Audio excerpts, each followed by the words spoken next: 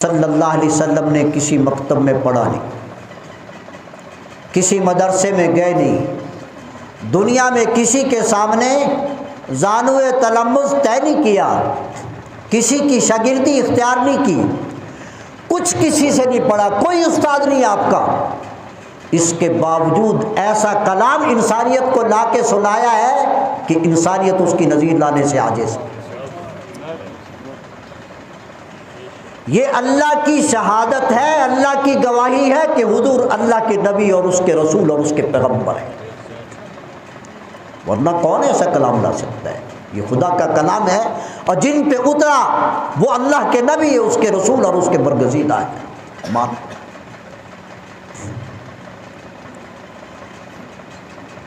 یوں نہیں چشمے جاری کر دو اور نہریں جاری کر دو اور باغ لے آؤ اور سونے کی سیڑھیاں ہوں اور گھر ہوں، نہیں، یہ شہادتیں ہیں اللہ کی، انہیں قبول کرو۔ ایک تو اس وقت کا کافر یہ کہتا تھا یہ کرو تو مانیں گے، نہیں تو نہیں مانیں گے، اور ایک آج کی دنیا میں آج کے کافر اور مستشرقین وہ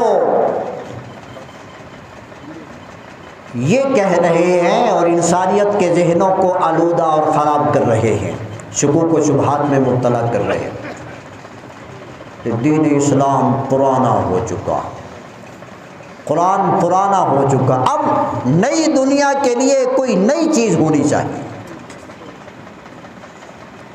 یہ دقیانوسی دور کی باتیں ہیں، انہیں چھوڑو۔ صاحب اگر اس وجہ سے چھوڑنا چاہیے کہ ایک شے پرانی ہو چکی تو پھر زنا بھی تو پرانا ہے، قرآن سے بھی پرانا ہے،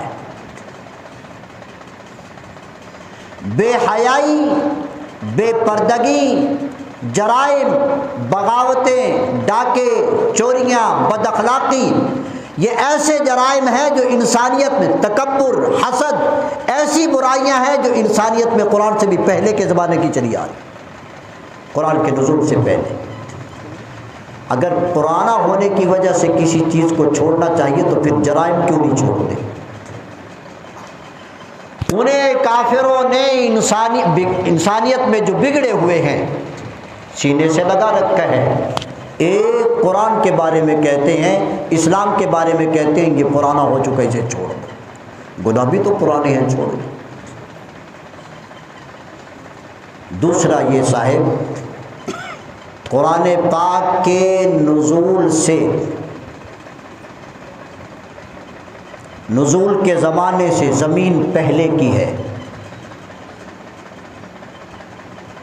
قرآن پاک کے نزول سے پہلے کا آسمان ہے، دنیا میں قرآن پاک جو اترا اس سے پہلے کا چاند ہے، یہ زمین بھی پرانی ہے، یہ چاند بھی پرانا ہے، یہ آسمان بھی پرانا ہے۔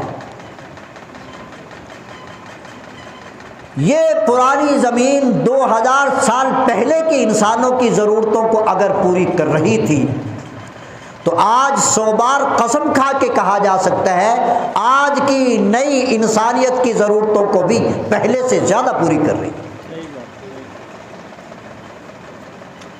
اس وقت معدنیات دریافت نہیں ہوئی تھی، گیس نہ تھا، پیٹرول نہ تھا، اور دنیا زمین کے اندر باقی مدفون دفینے نہ انسانیت ان تک نہیں پہنچی تھی، آج پہنچی ہے۔ اس دور کے انسانوں کی ضرورتیں بھی اسی زمین سے پوری ہو رہی تھی، آج بھی خدائے پاک اسی زمین سے اس دور کی انسانیت کی ضرورتوں کو پورا کر رہا ہے۔ اس دور کا آسمان انسانیت کے لیے کافی تھا، آج کا آسمان آج کی انسانیت کے لیے کافی ہے۔ اس دور کا چاند اس دور کی انسانیت کے لیے کافی تھا، آج کا چاند آج کی انسانیت کے لیے کافی ہے، اور ان کی ضرورتوں کو پورا کر رہا ہے۔ تو صاحب پھر یوں بھی کہیے کہ 1400 سال پہلے کی انسان کی ضرورتوں کو جیسے قرآن پاک پورا کر رہا تھا، آج کی اور رہتی دنیا تک کی، قیامت تک کی انسانیت کی ضرورتوں کو بھی قرآن پورا کرتا رہے گا۔ جیسے مادی ضرورتیں زمین سے پوری ہو رہی ہیں، انسانیت کی روحانی ضرورتیں قرآن سے پوری ہوتی رہیں گی۔ فرسودگی کا اعتراض کوئی اعتراض نہیں، یہ نیرا شوشہ ہے، اس کی حقیقت کوئی نہیں۔ ہاں، اس سے جڑنے اور وابستہ ہونے کی ضرورت ہے۔ ایک پھول ہو، عامی آدمی کے ہاتھ میں آ جائے، وہ بس اس سے اتنا فائدہ اٹھاتا ہے کہ اس کی خوشبو سونگھے اور اس سے فائدہ اٹھائے، یا اس کی تر و تازگی اور اس کی رنگت سے فائدہ اٹھائے۔ وہی پھول اگر کسی حکیم اور طبیب کے ہاتھ آ جائے، اس سے دوا تیار کرتا ہے، بیماریوں کی شفا اس میں ڈھونڈتا ہے۔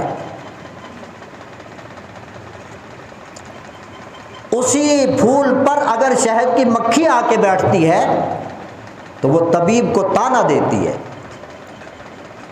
تم نے اس سے دوا تیار کرنے کے لیے میٹھا اپنی طرف سے ڈالا، حالانکہ میٹھا اس میں موجود ہے، شہد بناتی ہے اس سے۔ ایک عامی آدمی اس کی خوشبو سونگھتا ہے اور اس سے نفع اٹھاتا ہے، تر و تازگی اور اس کی رنگت کو محسوس کرتا ہے۔ طبیب اس سے دوا تیار کرتا ہے لیکن میٹھا نہیں، شہد کی مکھی اس سے شہد کھینچ لیتی ہے، اخذ کر لیتی ہے، اور اسی پھول پہ اگر جگنو آ کے بیٹھ جائے تو اس سے روشنی حاصل کر لے۔ قرآن میں روشنی بھی ہے، شفا بھی ہے، لذتیں بھی ہیں، فرحتیں بھی ہیں، خوشبو بھی ہے، سب کچھ ہے، ضرورت اس کی ہے کہ انسان اس سے وابستہ ہو جائے۔ اللہ مجھے آپ کو عمل کی توفیق نصیب فرمائے، وابستگی نصیب فرمائے۔ وآخر دعوانا الحمدللہ رب العالمین۔